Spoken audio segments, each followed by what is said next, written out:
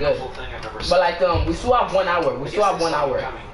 Maybe they heard my girlish man. Yeah, that's why I'm going inside solo to go practice my kills. I'm in a solo game right now to practice. I'm gonna practice looking for spots where nobody goes to and good landing sites and like play this like it's actually like a tournament.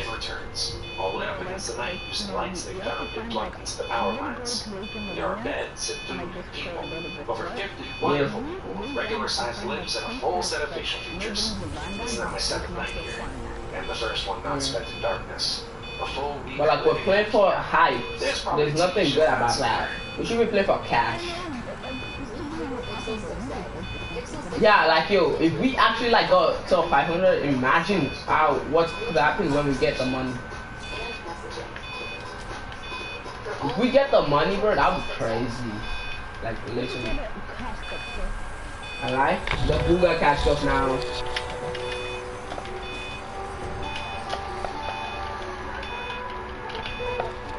Yeah, there's probably a TV show in that somewhere. Now that I'm around other people, I'm starting to feel more normal. Maybe normal isn't the word, but after a week with only the sound of my own footsteps for company, I was becoming increasingly sure that I just got nuts. But I was tied up in some padded room somewhere, banging my head against the wall. But no, I feel quite sane now. Thank you very much. Apparently there are other towns out there. Some with more people, some with less. I found that fairly mind-boggling. How can that many people go missing with no one noticing? Surely someone would have noticed that everyone who goes to IKEA seems to vanish. Or maybe it's not going to IKEA, right? The people here just call those monster things the staff. Apparently they're fine during the day, minding their own business walking the aisles. As soon as those lights go out though, they go bonkers. So during the day, people go out to find food, water, and whatever else they need. Apparently there are restaurants and shops around that randomly get restocked. No one knows how. Maybe the staff do it. Apparently they aren't very good at their jobs though, because the restocking sometimes takes a while, which means the food needs to be rationed. Maybe if they weren't so busy chasing people around in the dark, they'd get more done. Anyway, when night comes, the staff go nuts and everyone holds up inside the walls. Apparently it's the same everywhere in this place. Whatever this place is. The IKEA, from whence all other IKEA spring. Or maybe we're all just still in the regular IKEA, and this is all some fever dream brought on by mind-numbing boredom. Who knows? Been here for 10 days now. Most of the people I asked said they stopped keeping track a long time ago. One guy, Chris, said he'd been in here for years. Years.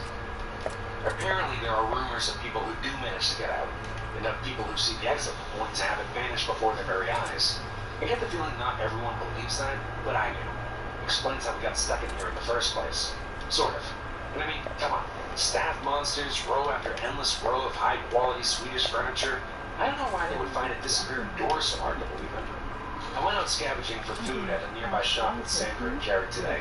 Once you learn the landmarks of this place, it's not so hard to navigate. Yeah. The overhead signs help a lot, but there are others. Not too far in the distance, a huge section of those giant stone shells has collapsed against each other. Way off in the east, well, students east anyway, apparently IKEA doesn't sell compasses. There's some kind of tower that looks like it's made out of wood. It reaches all the way to the ceiling. Maybe they were trying to break out through the roof. Lights up at night, so there must be some people there. But it's apparently a few days' walk, which means it must be miles away. So no one here really knows for sure. Apparently, I got incredibly lucky sleeping out in the open for a week without getting ripped to bits by the staff. That's me. Lucky, lucky, lucky. We found some food in the shop. Guess the staff restocked it during the night, which was nice of them. There was a telephone on the wall, so I figured I'd try it out. There was a voice on the other end, but they were just talking nonsense. Random words strung together with no real meaning. You ever see a video of someone with aphasia? Kind of sounded like that. They didn't answer me when I spoke to them anyway. Sandra says all the folks in here are the same. I was thinking last night, the ceiling on this place is pretty high, and as far as anyone could tell, it goes on forever. Shouldn't there be some kind of weather in here? I'm sure I read about some massive building that was so big it had its own weather patterns with clouds and stuff. This place is definitely bigger than that. But I'm pretty sure I've never felt so much as a temperature change in here. I'll add it to the grand list of weird BS. The staff attacked the exchange last night. Must have been 20 or 30 of them all just asking us to leave the store calm as you like, while trying to smash the walls down with their bare hands.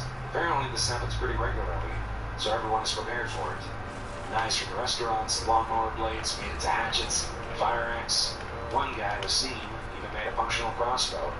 Anyway, the walls have holes in them, which I hadn't noticed before, specifically so we can stab out at the staff when we attack. Took a couple of them down myself. They don't seem to bleed, which is weird, but they go down as easy as a regular person once you start sticking holes in them. We had to haul the bodies away in the morning. Apparently the dead ones will attract more during the night, so we had to get them away from exchange. We had a couple of those trolley things they used to move big boxes around, so we loaded them up and took them over to pickup. Apparently people just name everything in here after whatever sign is hanging overhead. Pickup was grisly. There were hundreds, maybe thousands of dead staff all piled up. There was no smell, which was a blessing. Apparently, in addition to not bleeding, these things don't rot either. My curiosity got the better of me while we were unloading them, so I took a look at one of the more cut-up ones. They're just skin, or something that looks like skin, all the way through. No muscle, no bone, no organs. Are they even really alive in the first place? They certainly seem like they have bones while they are moving around and pounding on the walls. And I'm sure I felt more resistance than just skin when the knife went in during the night. Maybe something happens to them when they die. Just one more thing on the ever-increasing list of weird stuff that goes on in here, I guess. Something occurred to me after the staff attack the other night. Every time you see a situation like this on TV or in a film, like it's the end of the world or everyone is trapped on an island or whatever, once groups like ours start to form, people always seem to turn on each other, fighting for food or dominance or whatever else. That hasn't happened here. Apparently people from other towns come by from time to time just to check in or occasionally to trade if they are short on something. But everything is always cordial, friendly even. Maybe people are just better than they're generally given credit for. That's a nice thought. I think I'll go with that one. A dozen people showed up at the gates this afternoon from a town called Trolleys. Apparently the staff broke through the walls and tore the town apart during the night. These 12 are the only survivors out of over 100. We let them in, obviously. One more point in the human decency column. Later, I asked if anyone knew how many of these towns there were out there. Between us and the new folks, we managed to come up with over 20 names. 20 towns filled with people. Who knows how many beyond that? The motto for this place should be, how is that even possible? Surely someone somewhere must be looking for the thousands of people that must be in here. I've been here for a little over 2 months. I'm already in one with 2 kills and 28 people left. A couple of new people showed up, same story as the rest of us. Nice little trip to IKEA, and suddenly they're trapped in Billy Bookcase's house of faceless weirdos. The staff attack the exchange once or twice a week. We kill them and haul their bodies off. Sometimes they hurt some of us first. Hey, yo, I made friends with one person. It was awful, frankly. Turns out regular humans still bleed in here, even if the staff don't. We tried our best, but none of us are doctors. Jared was a good guy. He deserved better. We all did. It occurred to me a couple of days after that. I'm not getting down, bro. For a way out of here. I don't even know where we'd start. One of those quadcopter things with camera attached buzzing past the huge thing. I thought it meant that someone was finally looking for us, that help was on the way. Apparently it's not the first time this has happened now. Oh shit, hell no, fuck a me. few months ago, and everyone is still here. No idea if it saw us, it didn't stop if it did, it just kept flying until we could no longer see it. I started talking to people about the stuff they missed from home during dinner today. Probably not the best idea I've ever had. Everyone seemed pretty down after. A bunch of people here have families, husbands and wives, kids, dogs. Franklin apparently has a pet llama, though I'm not sure I buy that. But apparently some of the people here have some seriously odd gaps in their knowledge. 3 of them had never heard of the International Space Station. 2 of them seemed to think was the Prime Minister. And 1 of them had apparently never heard of the Statue of Liberty. I believe them too. They seemed just as confused as the rest of us. The more I thought about it though, the more it started to explain a few things. What if the reason no one is looking for all us missing people is because we haven't all come from the same place? This is going to sound weird. Maybe that should be the motto for this place. But what if all the people here have come from different dimensions, realities, whatever you call it? I've seen enough TV shows to know the drill. Sarah comes from a place where there is no Statue of Liberty. They didn't launch a space station where Wasim is from. If everyone here comes from different places, even from ones that seem identical, there'd be no huge missing persons ban, no mass search. Just be a single missing person in the world of non-stop news. What's up? No, that was a fun train of thought.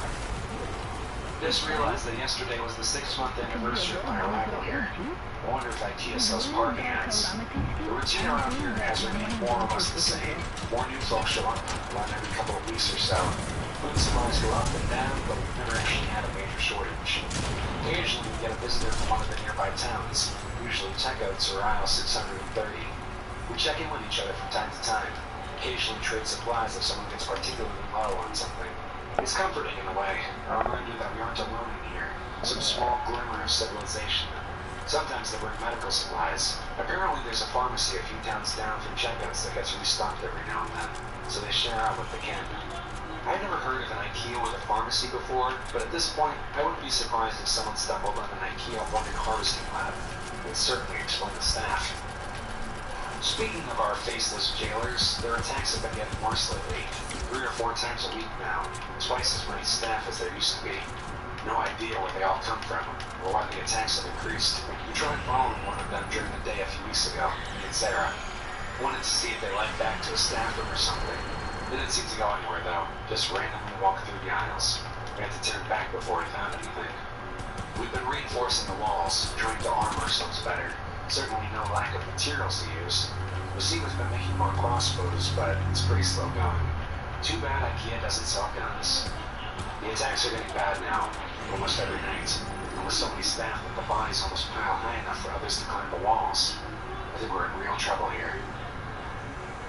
I think exchange is done. We got hit pretty bad last night. Not many casualties, but the wall was wrecked. We finally figured out why the attacks have been escalating too. A box of supplies had a chunk of one of the staff in there. No idea how it happened, but apparently a piece of one will draw them as well as the full body. Too late now in any case. There's too many bodies for us to haul away. Still have time to fix the wall before night. Candace has called a meeting. I suspect there will be talk of abandoning exchange. Maybe try and get shelter and checkouts or something. It's already getting late though. I don't think we'll have time to make it. Maybe some of us will. I was fine for that first week out in the dark after all. But then, how often can I keep getting lucky? I'm only writing this for a sense of closure, I guess. For me, or for anyone who finds this. If this is the final entry here, I hope whoever is reading this is doing so from outside of this place. My biggest fear? If I do die tonight, just wake up here again in the morning. It's already getting late though. I don't think we'll have time to make it. Maybe some of us will. I was fine for that first week out in the dark after all. But then, how often can I keep getting lucky? I'm only writing this for a sense of closure, I guess. For me, or for anyone who finds this. If this is the final entry here, I hope whoever is reading this is doing so from outside of this place. My biggest fear? If I do die tonight, just wake up here again in the morning. Here. I wonder if they're still selling those meatballs. Oh, crap. Hello? I'm still in here. Hello?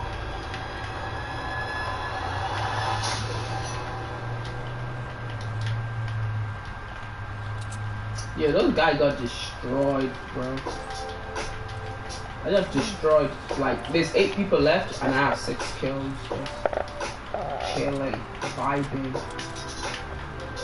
I don't know where they're coming from or shooting from.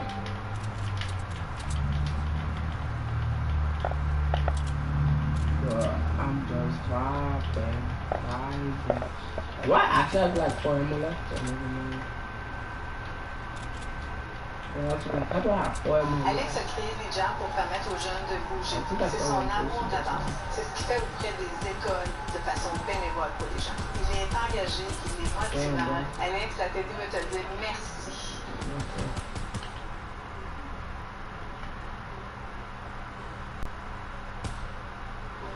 I'm constantly nodding because I know everything about furniture, but with the business side, I'm feeling a little lost. QuickBooks can help. An easy way to pay your staff, get paid, and know where your business stands. New business, no problem. Success starts with Intuit QuickBooks.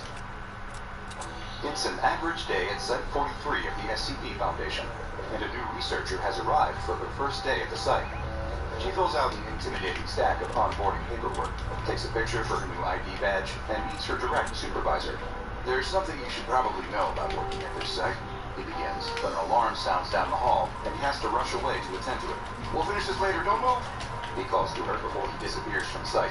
Then she's left alone, twiddling her thumbs, shifting from foot to foot, and looking at her new workplace. It looks like any other Foundation site for the most part. One unusual thing does catch her eye, though. There are mirrors everywhere, all along the walls of the hallway, seemingly all the way down until the hallway bends out of sight. What could those possibly be for? As she runs through the possibilities in her head, she hears the squeaking wheels of a mop cart coming toward her. A janitor is making his way across the floor, mopping at the tiles as he goes. He has a pair of headphones covering his ears, and she thinks about interrupting him to ask about the mirrors, but doesn't want to disturb him. Then, she spots something just behind the janitor, reflected in the mirror, that makes her scream and drop her clipboard. There's a face, ashen and ghastly, like some horrible phantom out of a scary story. She spins around, expecting to see the horrible face lurking behind her, but there's nothing there. Whatever the thing is, it's just in the mirror. When her supervisor returns, he finds her pale and sweating, her hands shaking. She stumbles over her words, trying to tell him what she just saw. He laughs at her wide-eyed expression and says, "Oh, don't worry, that's just Philip and his constant companion." Then, he tells her all about SCP-5056. SCP-5056 is a hairless humanoid entity with gray matte skin and 3 slash-like scars on its face, resembling the placement of eyes and a mouth. It does not have a physical, corporeal form, at least on the visual spectrum, and can only be seen in reflective surfaces. It appears to prefer manifesting in glass, especially mirrors and lenses. Any equipment or media that captures the entity's image will begin to degrade on an atomic level. Though anyone can see SCP-5056 when it appears in a reflective surface, only one person is able to hear it speak. Philip E. Deering, also referred to as SCP-5056-B. Philip Deering is a white man with brown eyes and brown hair, standing at 172 centimeters tall. He joined the staff of SCP Foundation Site-43 as a custodian in July of 1999, and for his first 3 years of service, there was nothing notable about him. He was a pleasant man, though occasionally prone to bouts of depression, and was a reliable employee. In September of 2002, however, his behavior changed following a disastrous incident involving anomalous materials in a chromatic abatement facility, AAF-D. After this incident occurred, Philip began exhibiting signs of auditory hallucinations, reacting to sounds that no one else could hear. At first, this was thought to be the result of a mental health episode brought on by stress and trauma, but the discovery of SCP-5056 soon proved that the voice he was hearing was not, in fact, in his head. Since the first day it appeared to him, SCP-5056 has followed Philip everywhere he goes. It has not expressed interest in any other people or entities, except for situations where it felt that Philip was being threatened. It is aware of other entities. It simply does not care about them. As for its behavior toward Philip, SCP-5056 has historically behaved in a way opposite to Philip's emotional needs. When Philip is trying to sleep, it opens its mouth scar and screams. It picks verbal fights with him when he is overwhelmed or sad, including reminding him of estranged family members, awkward social interactions, and personal failings. He has gotten used to his companion over the years, even giving notes on its less than effective insults and encouraging creativity. He has even given the entity a nickname, Doug. SCP-5056 becomes enraged when separated from Philip. If there is no available reflective surface upon which it can manifest and speak to him, it will begin to act out. After 9 seconds have passed without SCP-5056 having access to Philip, it will begin to vibrate at an intense speed and emit an endless 119 decibel sound that reverberates through the entirety of Site-43. As soon as Philip is returned to 5056's line of sight, both the sound and the vibrating will immediately stop. Staff in the area have been made aware of the entity's presence and its aggressive tendencies. Following an incident involving Dr. Bradbury, who experienced immense psychological distress after SCP-5056 appeared in one of the lenses of her eyeglass designation, no one wearing glasses or any other reflective eyewear is permitted to interact with Philip or SCP-5056. Because SCP-5056 has no physical body, it cannot be truly contained in a traditional sense.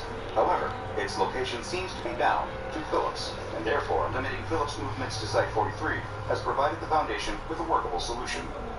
Aside from the issue with Dr. Bradbury, there has only been one other notable incident involving SCP-5056 so far.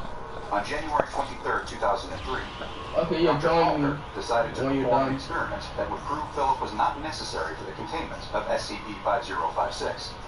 Philip was sent to an observation room and instructed to turn on recording equipment.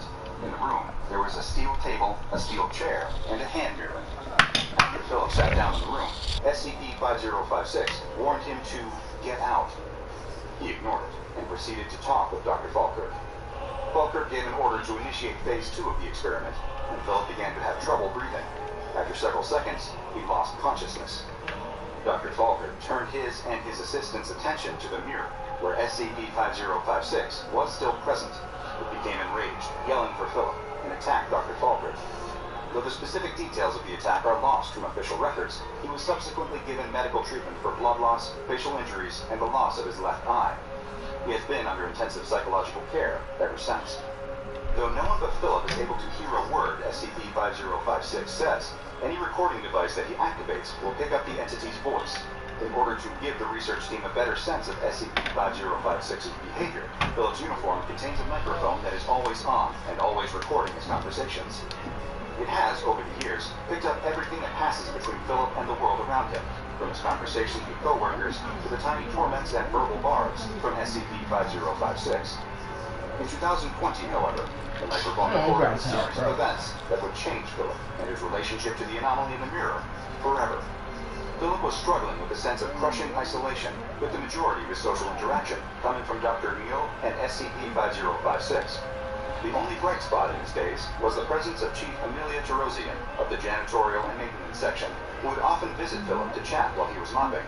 They spoke regularly for months, joking with each other about work, Amelia asking questions about Philip's life with 5056, all while the entity needled Philip about his apparent crush on Amelia. On September 9, 2020, however, Amelia confessed something. She returned his feelings. The audio transcription from this day captured this revelation. I never really thought. I didn't think you, Philip began. Really? Really? Amelia retorted. Yeah, really. Well, bruh, I didn't enter the game. Either, she admitted. Philip laughed at this. Are you kidding? Just keep playing. I mean, you're a moment of silence. I came top 4 last game, bro. Everyone was just camping in a small zone like the arena. She interrupted. Since I met you. He laughed again. A giddy sound. You had that on speed dial. Well, how long? She started. This time, he interrupted. Since I met you. They both laughed for a long time before falling silent once again. What are you thinking about? Amelia asked. Can't you tell? She shook her head. No. Confusing me with your anxiety surrogate? Every day, roads leading to you on damn, that isn't going right. Oh, he's dead. Oh, I don't miss. Oh my god. Why can't I shut my bad? Can't you tell? She shook her head. No. Confusing me with your anxiety surrogate? He hasn't said a word tonight. Philip smiled softly at this. I must not have any anxieties right now. The two quickly developed a romantic relationship, Philip brushing off the doubts that SCP-5056 tried to plant in his mind. On June 11, 2021, Dr. Eno conducted Philip's annual psychological review, and they discussed the notable changes in his demeanor and worldview. The audio from the session has been transcribed. Thanks for letting me do this a day early, Philip began. Well, hey, I have a social engagement tomorrow, Dr. Eno replied.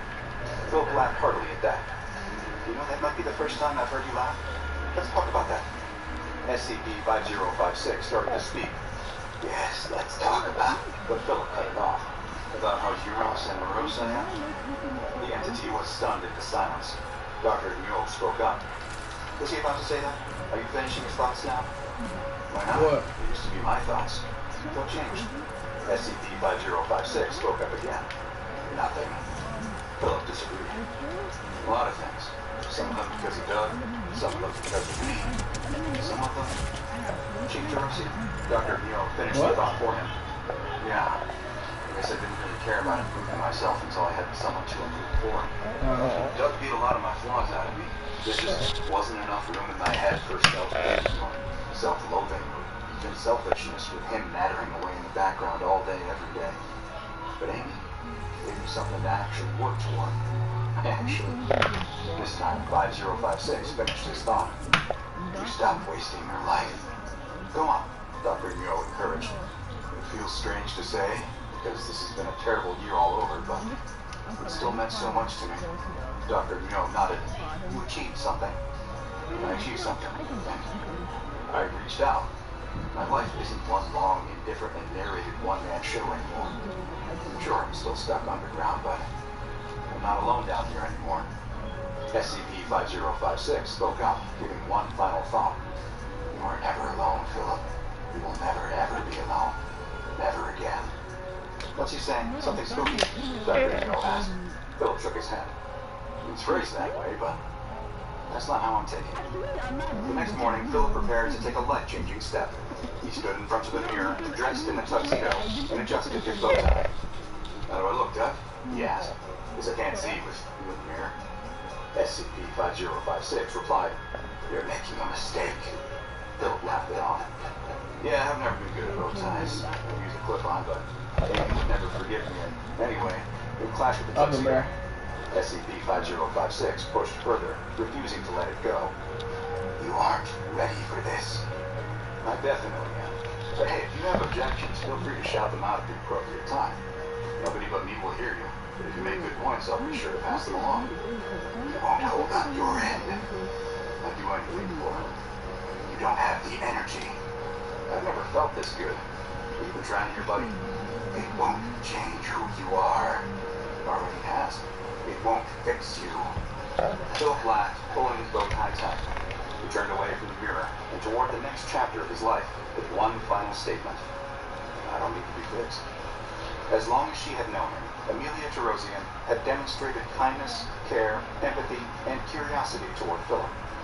Unlike her colleagues, she was not put off by the presence of SCP-5056, but approached it with an open mind and an appreciation for the entirety of Philip's self, the man beyond the anomaly.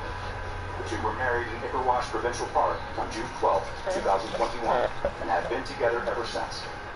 Notably, Amelia has reported that SCP-5056 remains largely dormant in her presence, allowing the two to spend their time together without interruption. Following Philip's relationship with Amelia and the improvement to his mental state, as well as changes to SCP-5056's behavior, the Foundation conducted a review and reassessment of the anomaly. Several high-ranking Foundation staff wrote down their changing thoughts on SCP-5056 and contributed them to the official revised file. Amelia R. Terosian, chief of the janitorial and maintenance section and wife of Philip Deering, wrote, I don't think anyone understood Doug when he first manifested. They all thought he was an anomalous abuser, a demon with a short fuse, existing just to get a rise out of someone.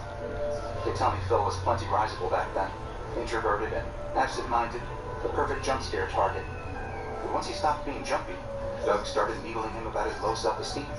Once he started standing up for himself, Doug made him worry about other people's needs. By the time I met him in 2019, Phil was considerate, unflappable, and still absolutely miserable. That's when Doug started bugging him about his love life. I don't think Doug is preying on Phil. I think he's trying to help. Dr. Harold R. Blank, chair of the Archives and Revision section, contributed, For the longest time, we thought Phil might be anomalous as well. We even tossed around the idea of classing him Thaumeo, which obviously didn't fly. At the very least, we were pretty sure Doug was an unconscious manifestation of his internal monologue, so we labeled it 5056-A and gave him 5056-B. After nearly 2 decades of observation, however, I can say with near certainty that there is nothing at all remarkable about Philip Eugene Deering beyond his unusual equanimity in the face of enduring trauma.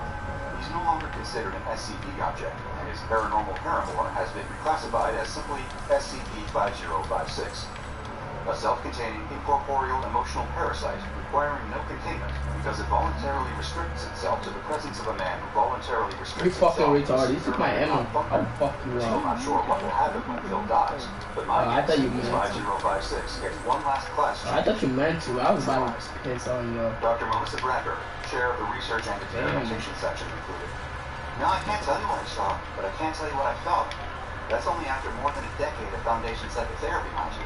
I was comatose for 11 months and endured 3 years of blurry vision because I couldn't put on a pair of specs or contact lenses without having a panic attack. When that thing filled up my vision, it felt like someone had gut punched my brain. You know that late night experience where you suddenly remember some stupid or embarrassing thing you did in your life and it makes you feel ashamed? Well, imagine if you suddenly thought of every stupid or embarrassing thing you've ever done, all at once. If your conscience finally got fed up and decided to go nuclear on you. Wonderful, Victoria Zion. Delfina M. Ibanez, chief of the Pursuit and Suppression section. Yeah, oh shit, a wolf is gonna kill me. When I said we should let Deering keep running janitor under his pet monster's watchful eye stars, I was skeptical. I was chief of security and containment, and that sounded like the polar opposite of both concepts. I'm happy to say I was wrong. Deering has absolutely nil combat utility. Without 5056, his disaster response priority would be somewhere just above the D class. And we Why the already fuck had did D you class buy at it? 43. But with 5056, he's practically an intruder deterrent system. You know what they say? A friend is someone who will help you move. A best friend is someone who will disintegrate your enemy's eyes. Dr. Yoon T. Nyo, chair of the Psychology and Parapsychology section, wrote, SCP-5056 has co-opted JM64's negative thought processes, externalizing his melancholy and self-doubt. His earliest psych evaluation suggested a proclivity towards intrusive anxious thoughts. Because these thoughts are now literally intrusive, he can assess them much more rationally than he could without anomalous intervention. We still don't know if 5056 Damn, bro, look how what happened to this house. It is devoted to its opposite number. It wants to help him. It expresses affection in a grating, alien manner, but there's no arguing with the results. It's taken 19 years, but Deering has finally made peace with himself. Of course, he's had a little extra help in that regard. Your business depends on protecting your sensitive data, but your data is everything. Introducing Sky High Security. We extend security beyond data access to data use, protecting your data anywhere you do business. Sky High Security.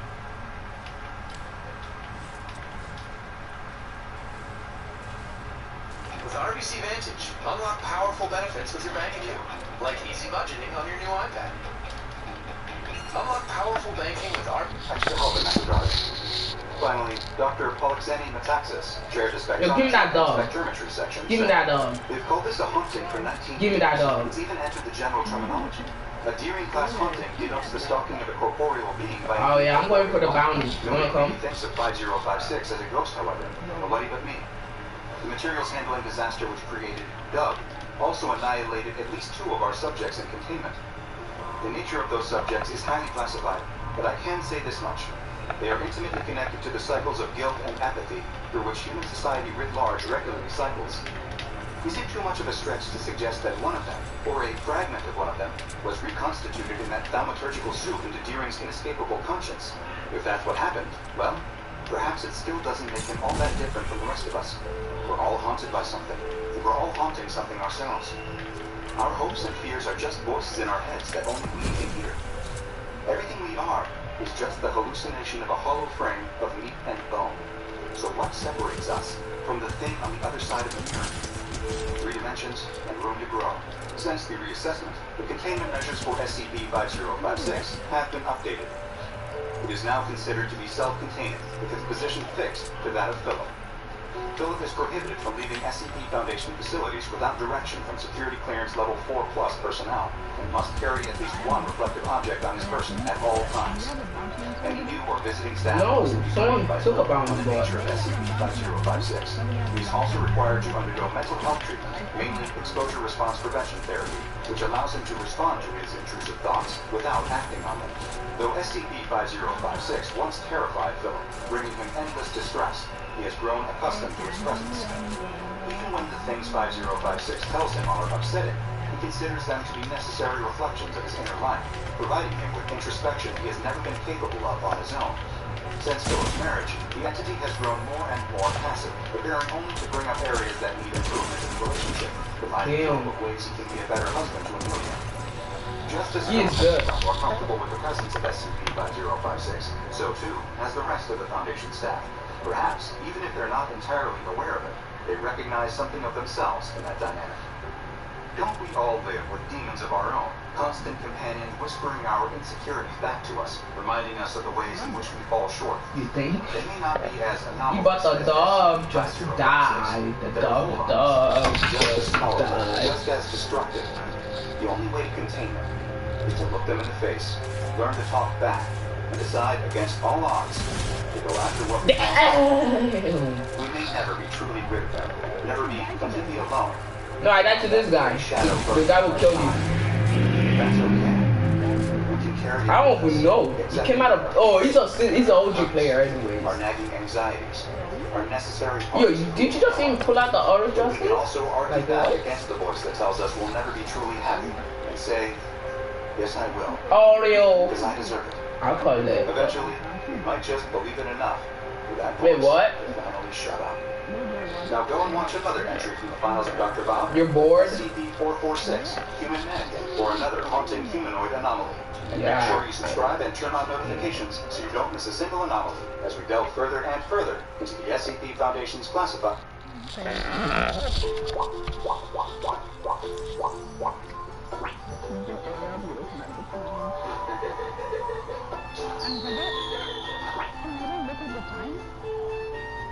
Yeah, 53 minutes remaining, bro, until the shit starts.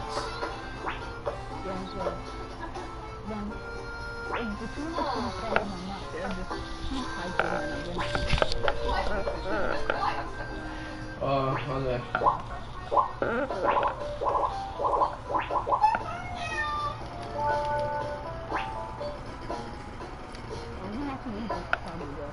Yeah.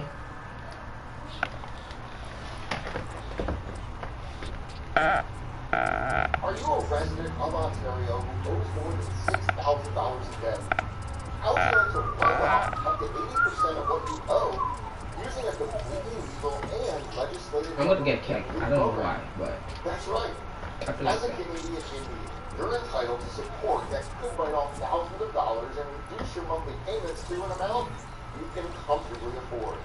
No hello? more interest charges or letters and call.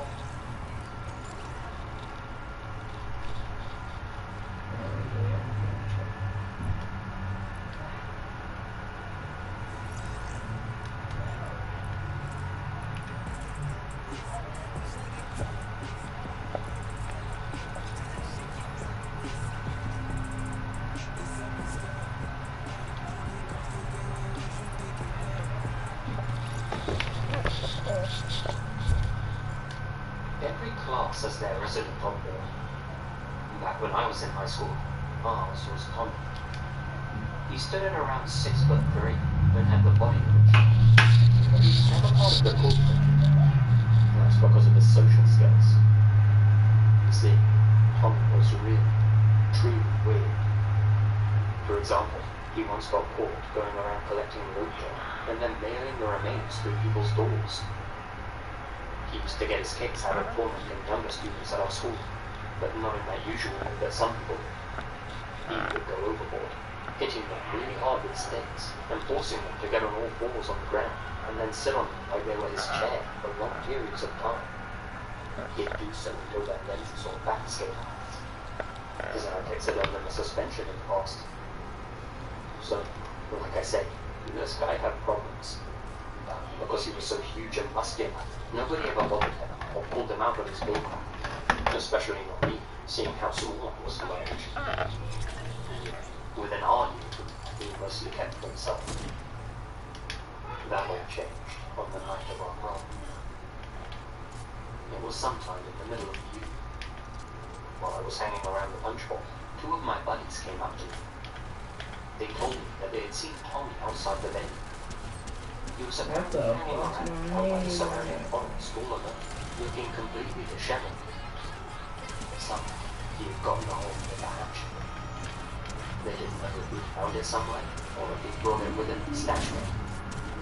Either way, they said he was brandishing that weapon, saying some messed up stuff about how someone was going to leave a Reaper on Congress, and now just hadn't decided. What did that? I said, and proceeded to forget all about it. Just some empty, useless nonsense from Tom Billy, I figured. The night had ended, and while dancing with my date, I got a sudden urge for a sip. I nabbed a few from my brother earlier without him noticing. I'll be right back, I told her. I walked out into the hall and snuck out one of the side doors of the venue. I let my smoke and relax, contemplating the evening. It looks weird outside the bright side. As I stood out there by myself, puffing away, I looked out to the nearby woods. It was dark, but thanks to I could just about make something out from the tree line.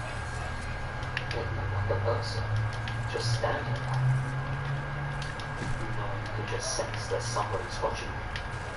Well, I couldn't see their face, but I could feel their eyes all over me. So, the figure began full-on sprinting in my direction. My God, skip over. It was a tall guy in a black cedar. He stopped abruptly, 6 feet away from me. It was Tom. Oh, stop. Bruh, Oh, I messed up. I should bring out my I'm phone. glad to see you, he said. The same way an alien unusual planet I think a human communicates with another human. Say, why don't you come down to the woods with me? I've got something I want to show you. I think you're really gonna like it. Look at what my friends have told me. How Tom did it even a head shave. Not that he didn't seem to have it on him that much. That's what he wanted to show me his lips. No thanks, man, I said. I just want to go back and dance. No thanks. I tried pushing the door to go back inside. It was one of those fire escape doors, the ones that only open from the inside. I was trying to have it open. Come with me now, Scott, he said. I insist. No thanks, Tommy. I really don't even know him. Tommy was much bigger than me, and his size and demeanor were quite intimidating. I was only 5'6". It was like David and Goliath. Still, I stood my ground, refusing to go with him every time he insisted. I'd never felt more alone than in one. I wanna fight no He said something. Look at him. Look at him. 1v1. Oh my god, my head is crap You're out of my thinking, mind. well, you should hit me if you have to take me down. If I try to do something to you. What you should do. Well, you should run. Or you should shout. It's not Black Knight. He stepped closer to me. Ooh, that's what I was about to lose the game. Scott, if I want to hurt you, there's no goddamn thing you can do about it. He stood in silence as he stared at me for what must have been a hard minute. Then, Yeah, there is something I can do about it. Smack your face and use your accident. Scott, I want to hurt you real bad. I was paralyzed with fear. Come on, man, I said. No need for this. His eyes stared at me with a fire intensity, wide and soulless. Otherwise, his expression was disturbing and dry. Not a moment too soon, my buddies from before came walking around the corner of the building. They had asked my date where I'd gone, and she told them I went outside. Remembering Tommy from earlier, they both began to worry about me and came to check that I was okay. You can't put a price on good friends, let me tell you. They saw Tommy trapping me against the wall and came running. Tom sprinted away, disappearing into the trees. He was big, but he couldn't take all three of us. We went back inside and told one of our teachers what had happened. Yeah, nothing came. I avoided Tommy after. Graduation came, and life went on as normal. I erased the Tommy incident from my mind entirely. Years later, while surfing the internet, I decided to look up all my old friends and see what became of them. Many had married, others seemed to be doing well in their own way. On a whim, I decided to check Tommy's name on Facebook as well. Strange, couldn't find it. I googled his name instead. I was shocked by what I found, but I can't say I was the least bit surprised. Tommy was serving a life sentence in prison after taking the life of his college roommate. He'd used the hatchet.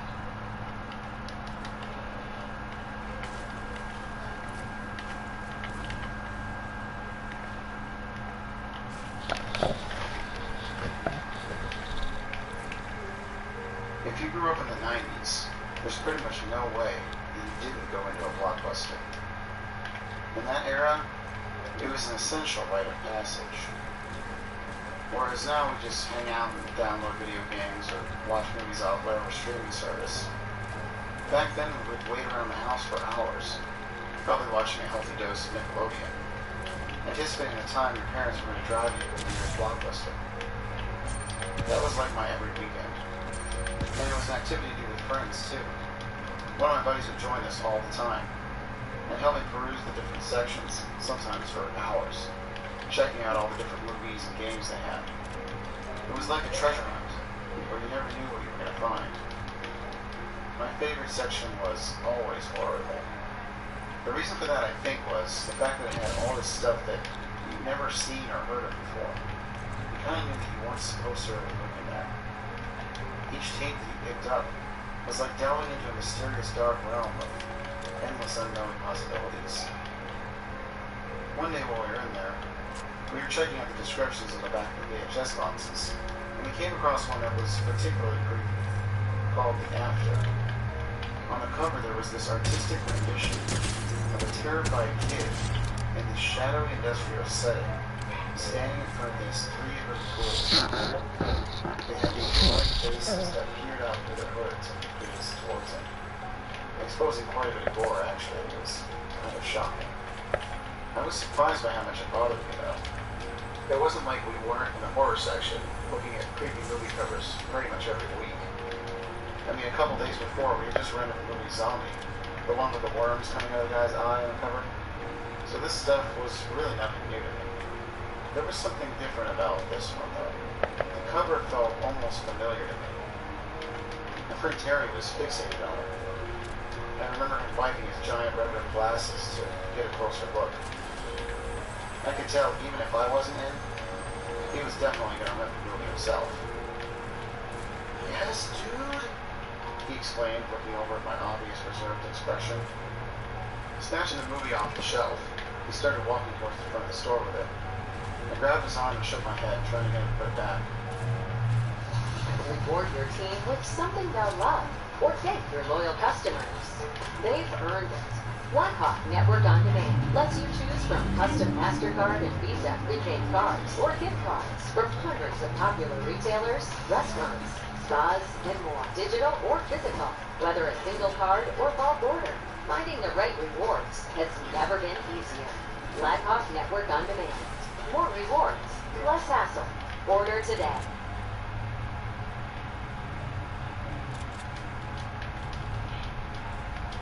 I grabbed his arm and shook my head, trying to get him to put it back. Come on, this is going to be great! He exclaimed, ignoring my objection again. Considering the movie's obvious graphic nature, he ended up getting his mom to rent the movie for him, which I still don't understand how he would do. Then we headed back to his place. As soon as we got there, I said I had homework and rode my bike home. I knew if I stayed, he was going to force me to watch that movie, and I just didn't have the courage for it at the time. I did decide to look up the movie though when I got back and figure out why the cover was so impactful for me. Looking online, there really wasn't much to be found about it. I mean, granted, this was before pretty much every piece of information about every movie was available online, but usually I could at least find something. There wasn't anything anywhere. I guessed it must have been an independent film or something. Blockbuster would sometimes carry stuff like that in the horror section, so it wasn't that surprising. The only thing I could actually find out about it was there was a comment on a Blockbuster rental forum asking if anyone else had seen the film. Upon looking at the cover they had posted a little closer, I realized something. It wasn't the artwork in general that felt familiar to me. It was the kid. Running over the shelf, I pulled my old school yearbook out from the year before and started flipping through it. As soon as I came across his face, it hit me like a ton of bricks. The 8th grader who went missing the year before, he was the same kid that was on the cover that was starting the movie. He wasn't an actor. I didn't know him that well, but we went to a small school. If he had been in there, I would have heard about it. At that point, I immediately called Terry, but his phone just rang into the family voicemail answer. That was kind of weird, but it was too late to drive over and check, so I did my best to distract myself by playing some Age of Empires until I was too tired to keep my eyes open. The next morning, Terry wasn't on the school bus. Him and I always rode the bus together, so that kind of freaked me out. Later that day after school, though, the gravity of the situation really set in. There were 3 cop cars outside my house when I got back. The police were inside talking to my parents about Terry, claiming he had gone missing the night before, and telling them that they were coordinating a search party to help look for him. That was the point when I pretty much started panicking and blabbing to the cops about the movie we'd seen at Blockbuster, with the kid who went missing the year before on it. But after I finished my rant, all the adults kind of just stared at me in disbelief. They didn't completely write it off. One of the cops did ask me the name of the movie, and said he would do some research to check into it. However, none of that research, or any of the search parties, ever amounted to anything. A couple months passed and still nobody had found them. They did interview the Blockbuster employee who was working that night and was able to pull up a record of the film, but said that Terry had checked out their only copy. I don't think they were super suspicious about that anyways, because that's all the investigating they did on the tape. I was devastated though. Terry and I had been best friends for years, so something like this happening was just so surreal. I couldn't accept the idea that it was likely I'd never see my best friend again. So I did my best trying to ignore it, and after about a year I did feel better. And I was even able to finally go back into our Blockbuster again. My parents brought me one night and told me to run something for myself while they walked down the store looking for something too. Not surprisingly, I ended up back in the horror section. As I scanned the aisle, meeting some titles, thoughts of Terry began to rush back in my mind. So many of them we had seen together, and there were some great memories to go along with them. They eventually became too much for me to handle, and I started walking out of the section, until I was entranced by this vibrant VHS cover on the bottom shelf. It was called Clutch, and had a bloody hand lying in the middle of the neighborhood, clutching a broken pair of red-rimmed Coke bottle glasses, just like Terry's. I froze in fear, and then leaned over and picked it up. With tears in my eyes, I carried the movie over to my parents and showed them, mentioning how they were the same as Terry's glasses. My dad told me to calm down and that it was just a coincidence. He said it was literally just a movie with glasses on the cover. Which after he said that, I realized he made it right. Unable to just totally accept that, though, I headed over to the grungy-looking teen who was working at the checkout counter and asked him about it. He told me they had gotten the movie in a few weeks prior, and it was from some local distributor. Once I told him my theory, he chuckled, not really knowing what to say to me. After he could see that I was serious, he just said that they had gotten plenty of titles from that distributor before. Oh, I forgot Ballers was soon a game. People had already rented it, so it should be fine. Furious is really the only way I can describe my mood that day. What were the odds that another movie showed up in the store with a direct connection to a kid who found missing? It was crazy that no one would listen to me. So without really any other alternatives, I rented the tape for myself. After scanning it, because I wasn't really sure I wasn't really back on time, this would be a charge my dude. Apparently it was the last copy, so I grabbed the tape and left the store. I knew I was going to report it to the police and need more evidence, so I had to go home and watch the tape. I got back and went straight to a TV room to put it on. As I took it out of the case, I examined the front of the tape a little closer. There was this little picture that I hadn't seen before, of the street again. It was scuffed up like it had been through a lot, even though it was brand new. I put it in the VCR, and the familiar buzzing of the old VHS tape flickered on screen. Okay, yo, 35 minutes left. Just black and distorted. Then on the TV was a video of a suburban neighborhood, which looked familiar, but the image was so grainy it was hard to tell.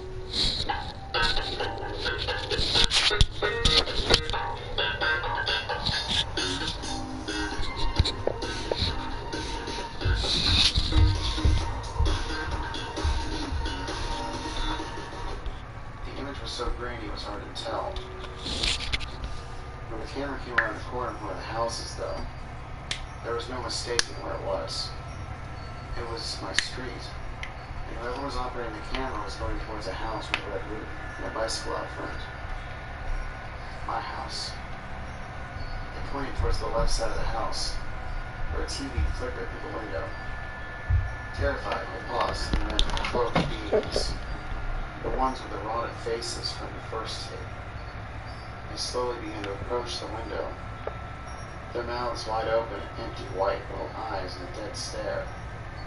Falling backwards away from the window, I quickly turned the TV off and hid behind the couch. Through the curtains I could see them, still approaching. I decided at that point to try something. I ran over to the TV, ejected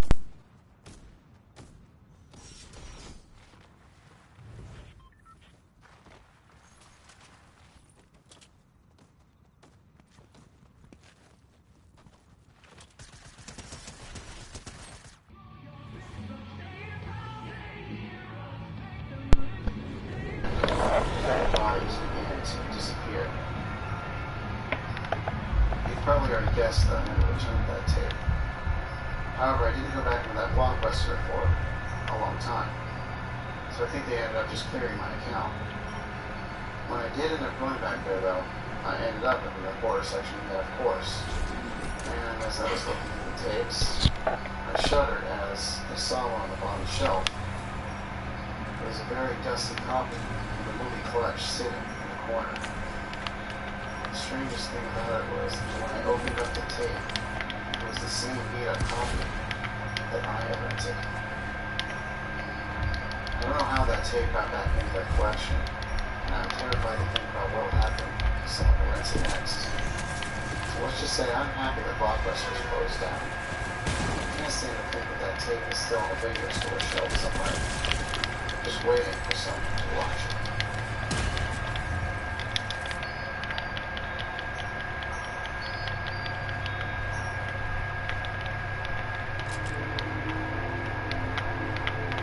Despite its relatively small size, Byron Bay is one of Australia's premier tourist destinations.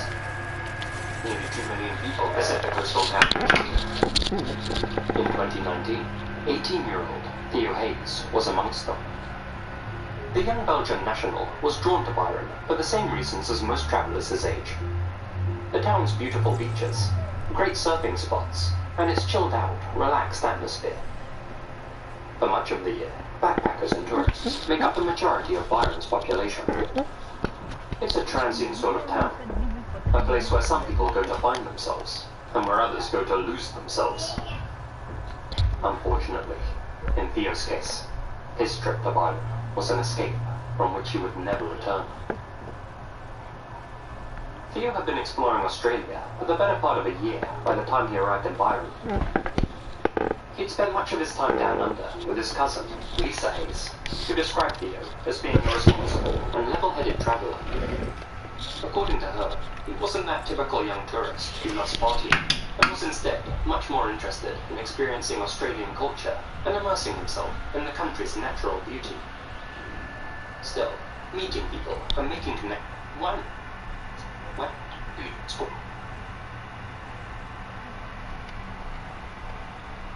After exiting the camera's field of view, he vanished off the face of the earth, never to be seen again.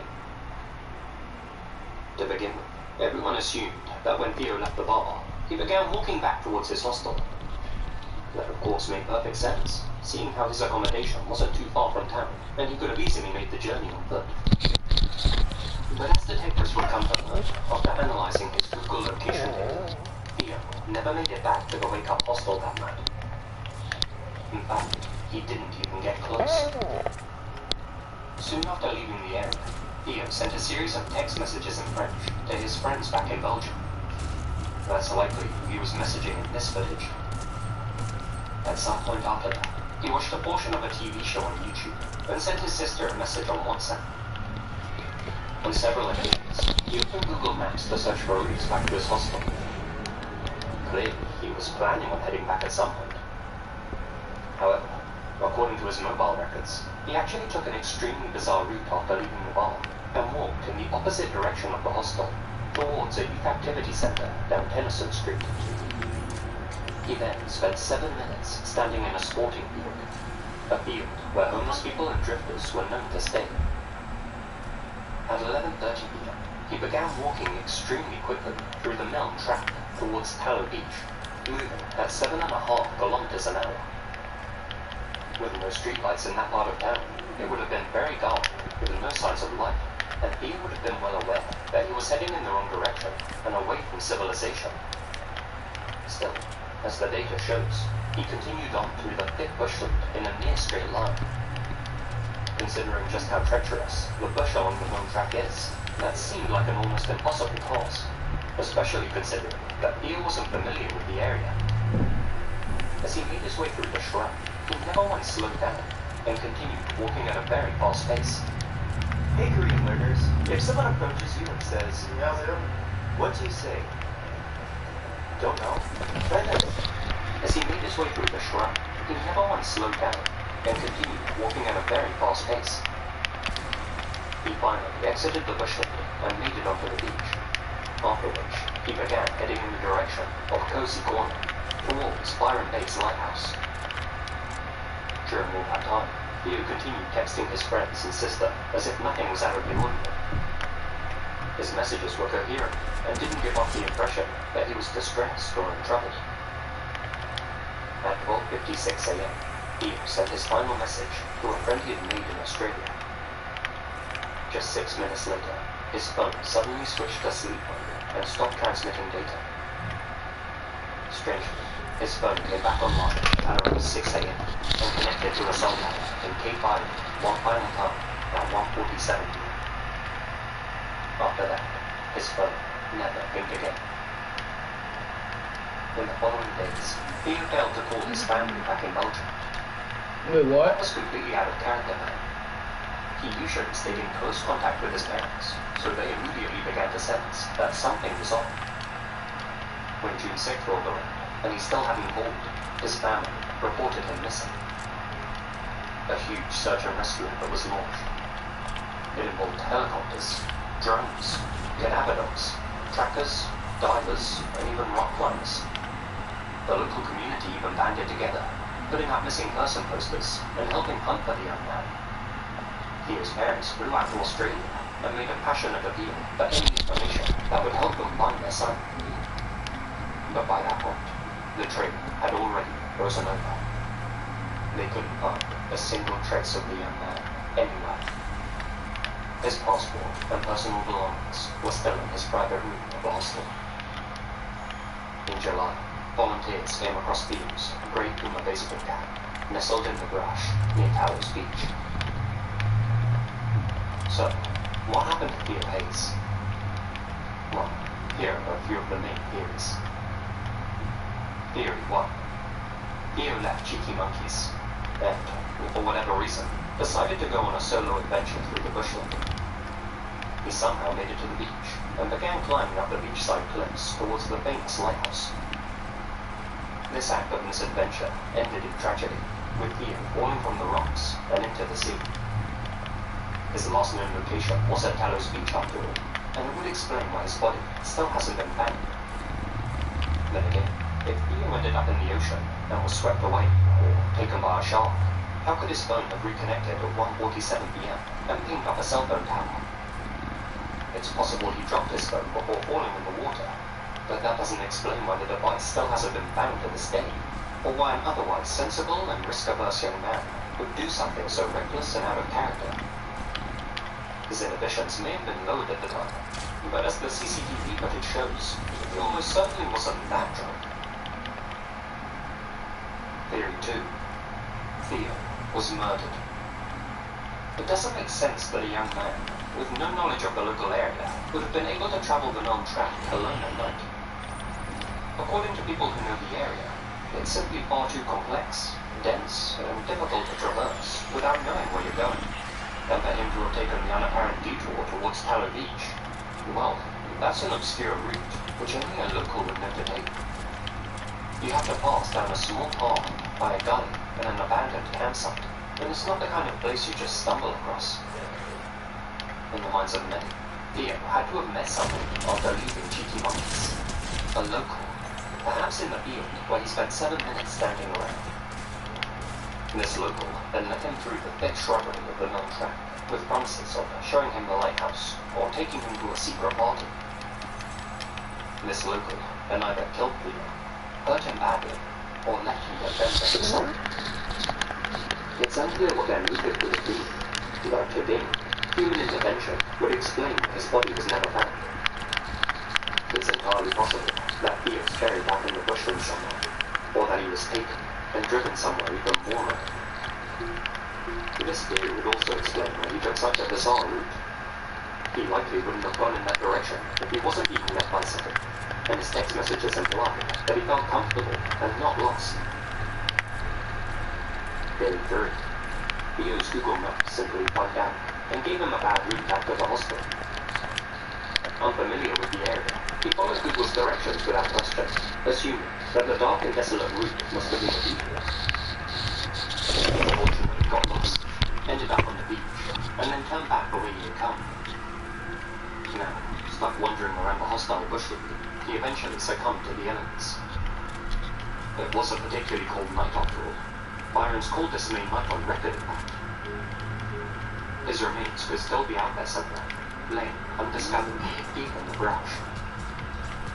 This theory, however, doesn't explain why he never once tried to call for help, or why he didn't message anyone about his dire situation. There's a myriad of other possible theories that people have come up with. Someone gave him bad directions. He had wittingly or unwittingly taken some sort of substance. Someone stole his phone and ran off with it. All of these theories have their own set of merits and inconsistencies.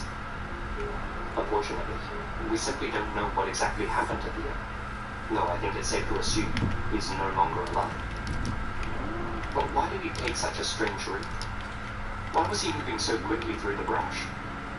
Why did his phone enter sleep mode, only to reactivate hours later? And why has his body never been found?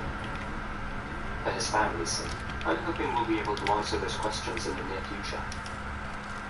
If you know what happened to Theo, there's currently a $500,000 reward for any information relating to his case.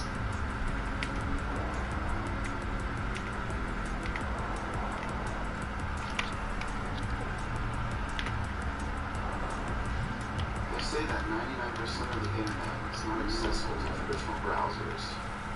The world that lives beneath that, which we see when we visit the dark web, contains things that defy normal understanding.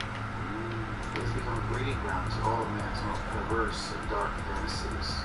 It's a place where chaos reigns supreme.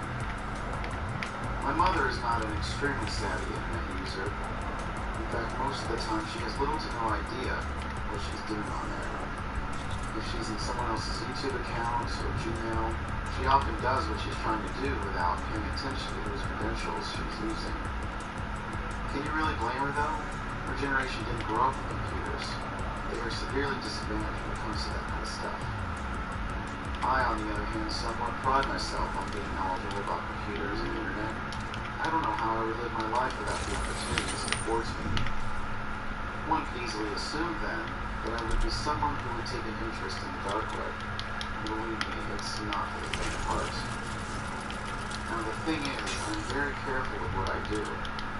I use a great VPN service, and I know what I can and can't click in order to not expose my IP and everything. After years of doing this, though, I did, however, become a bit too careless. And it just so happens that the time I did, I was on my mom's computer. I was hanging out with my family during the holidays, and I got into an argument with my little brother, Tommy, about a certain listing that he had seen on Darknet Market Search. He's always been a bit of a sheltered kid, considering he has a cleft lip and my parents baby him like a toddler. So I figured it was my responsibility to show him some of the real world every once in a while.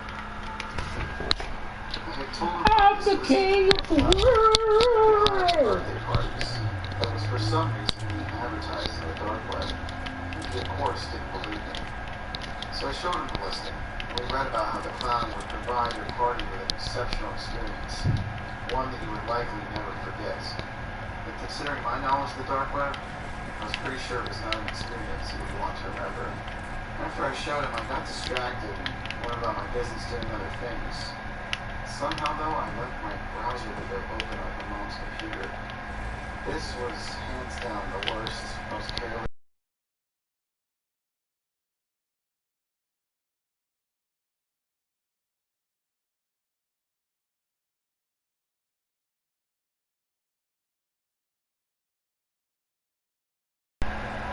After I found out what she had done, I tried to cancel it, but I guess it didn't work, because that weekend the clown car pulled up out front of our house on Tommy's birthday. Out of the car stepped an old man in traditional clown makeup with these pale, bluish white eyes, like those of a blind person, yet he seemed to be able to walk up the driveway totally fine. My mom was very freaked out that my dad got moving to the driveway. When my dad approached him, tried to shake his hand, but instead the clown just immediately pulled out 3 juggling balls and started tossing them up effortlessly. My dad stared at him for a moment in awe, and he began to guide him around the side yard and the back, where the rest of the party guests were. I was definitely a bit worried, so I went to the backyard, and the clown was already set it up for a magic show. guy looked freaky as hell. Everyone in the crowd seemed okay with it, so I suppose that was too judgmental and should just let him do his show.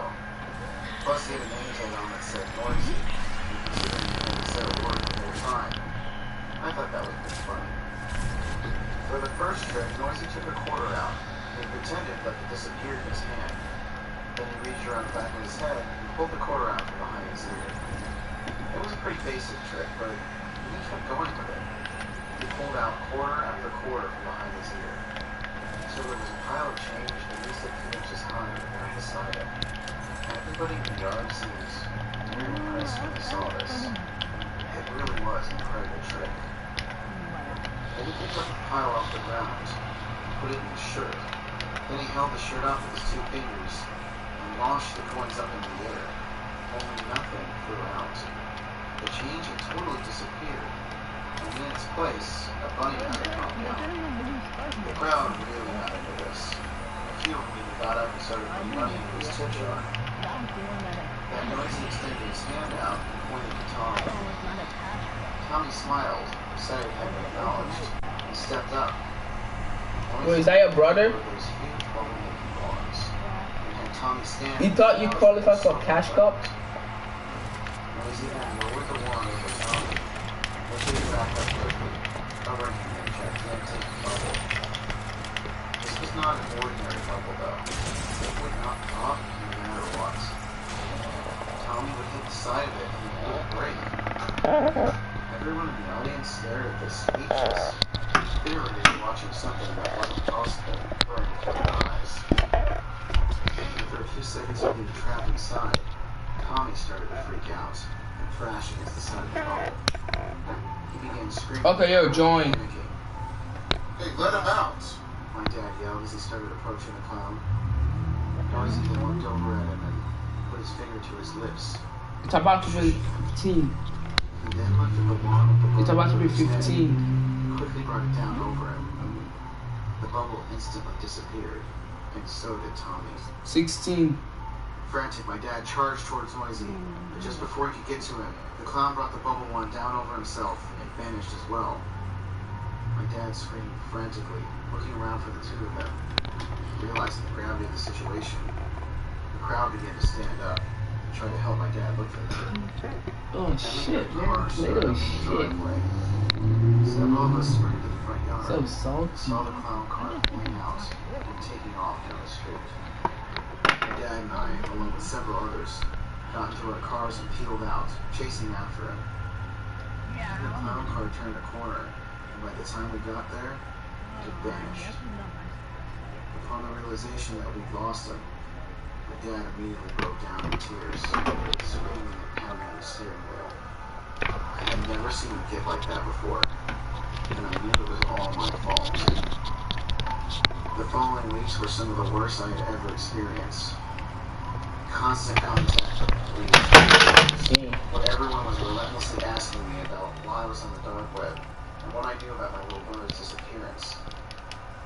I honestly feel like I was lucky they didn't hang the entire thing on me and just close the case.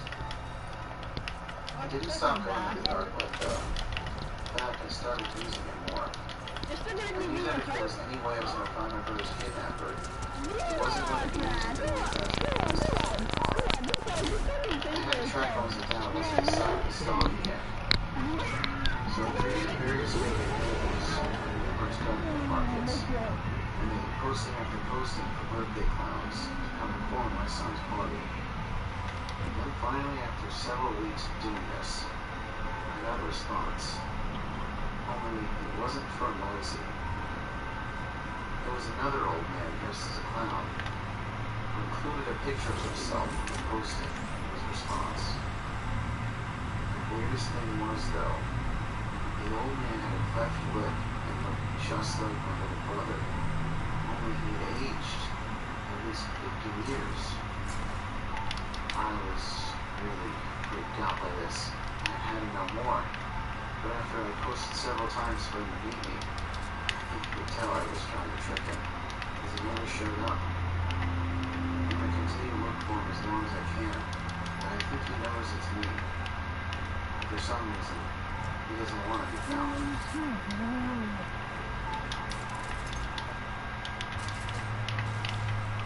Yo, does your brother play Fortnite?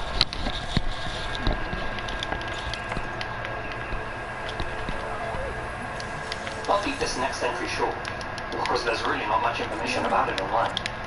But what there is absolutely horrifying. Ray J. Sharif Black was a nurse practitioner anesthetist from Baltimore, whose life was seemingly crumbling around him. For 3 years, he'd been having trouble with his ex-wife, Wendy Black, who, according to Jay, didn't let him see his kids. Wendy had filed multiple protection orders against Jay, saying that she didn't feel safe around him and feared for her life. All of her requests were denied by the court. Jay eventually moved on from Wendy and ended up having some children with his new girlfriend, Tara LeBanc. But by the end of 2021, things had turned sour between them, and Jay and Tara separated. Jay began to worry that his life was about to repeat itself. And on December 11th, 2021, he snapped. That afternoon, he began a Facebook live stream from outside a house, talking to his viewers about the issues he was having with his ex-wife Wendy, the drawn-out custody battle he'd been dealing with, and the allegedly false accusations that he was having to defend himself from. Okay, in 12 minutes. Let's just chill for 12 minutes. Go do anything you have to do right now because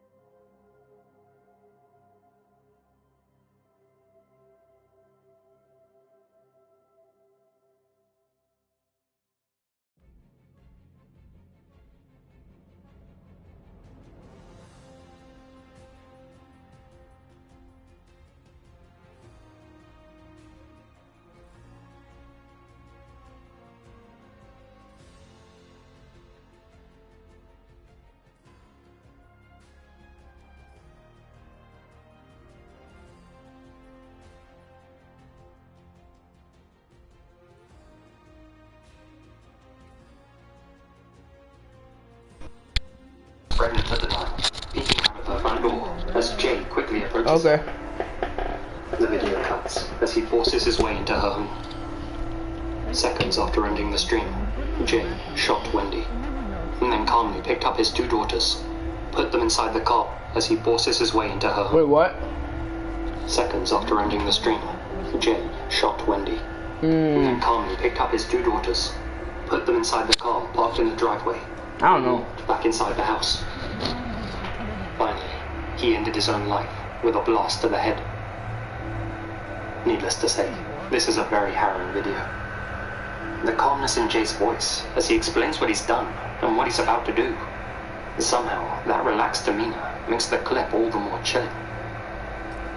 Jay mentioned in the stream how he didn't want to spend the holidays alone. But, after his selfish actions, that's exactly the position he left his kids in, after slaying their mothers and himself.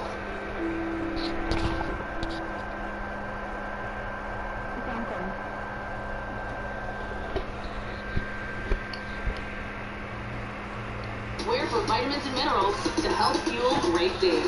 Kellogg's, where for breakfast.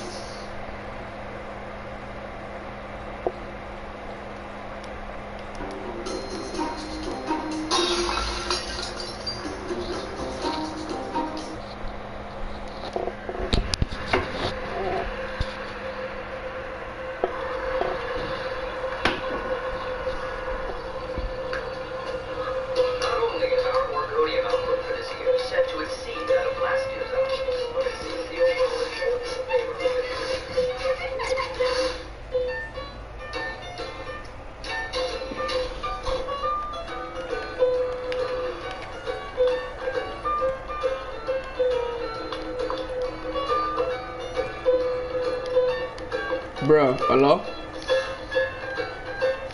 I'm sorry I haven't dropped by lately. My school's final exams for this week. I'm sure you just bought Brenda while I was gone. You really are something else, too. I mean, what would you do without me?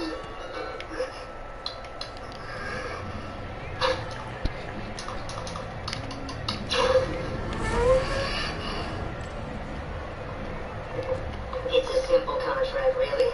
And since we'll be handling all negotiations with the other party, you don't need to worry about a thing.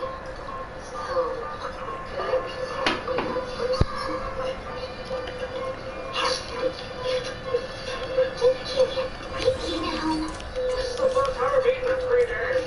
Yeah, maybe long till I play Team Rumble. it's fine, it's fine. We're no longer the big picture. How long has it been since you left? I mean, it hasn't really been that long. At least when you think about the length of a human life. Jeez, I figured that would happen. I don't know if you're trying to prove a point here, but it's useless if you can't even support yourself. I'll manage. I've made up my mind that I'm only accepting jobs that are worth doing. How long are you going to keep clinging to the past? You gotta stop having such a backward way of thinking and think about your future for a change, Sue. It's your life, isn't it? Thanks, but I can decide for myself what my past and future will look like. I mean, you said it yourself, Diana. It's my life after all, right? Wait a minute. That's even more reason. I decided this when I quit your company. I'm sticking to it. I'll give it everything I've got by myself. Even if I starve to death or die in solitude, I won't regret my decision. Really? But you're not all by yourself right now. And it looks like someone could be. But like you said, it's your life. I'm sure you'll manage. Alright, that's enough chit-chat. Let's talk about work, shall we? Yo, hello? You think they'll take this on? If this information is real, then we'll consider. Let's see, spaghetti and Drop the axe. I got it. well, hopefully they'll go for it. Wait! For next time, can I be the one that contacts you? Of course, I don't mind. Huh? But, What? see, I actually haven't been paying my cell phone bill, so they might cut me off. I'm so sorry about this!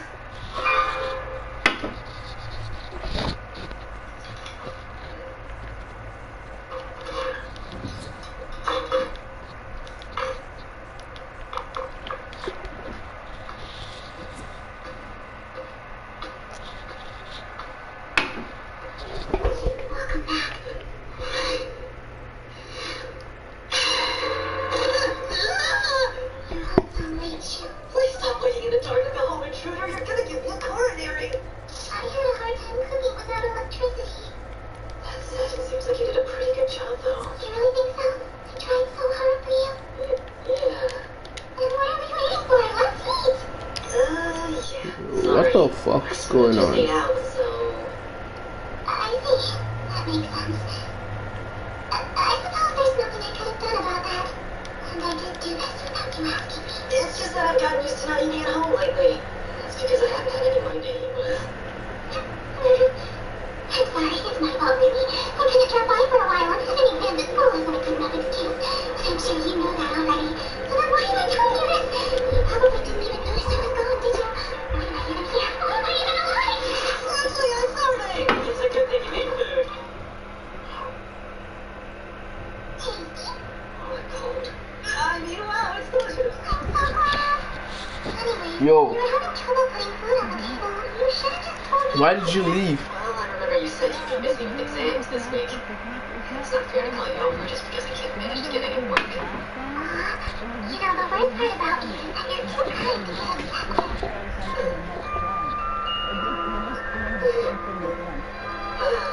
Like how? Don't get me wrong. I'm happy that you are worried about me. But you don't have to always be so considerate. Oh, well, if you say so. Yeah? Because after all, deep down, I know you're capable of getting work and doing so much more. And I know as long as you put your heart into what you're doing, nothing can get in your way. Oh, okay, it's better then. But like, let's just play it. There's another woman said, Tanya. I was out in the city most of the day. I probably just bumped into somebody.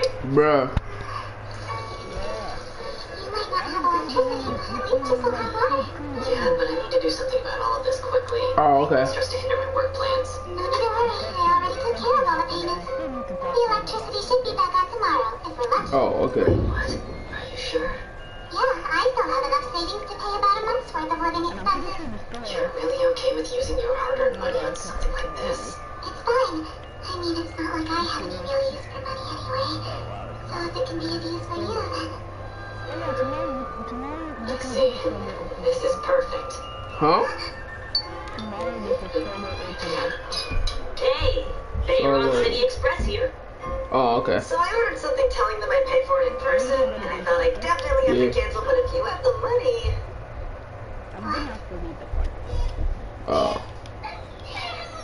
Hey.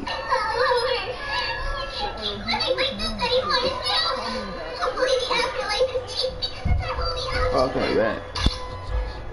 Overdosing on sleeping pills isn't going to solve our problems. Thank you. I wanted to be over. I'm sorry that I couldn't properly give you a goodbye. Relax, I'm gonna give you your money back as soon as I get some more work. Good.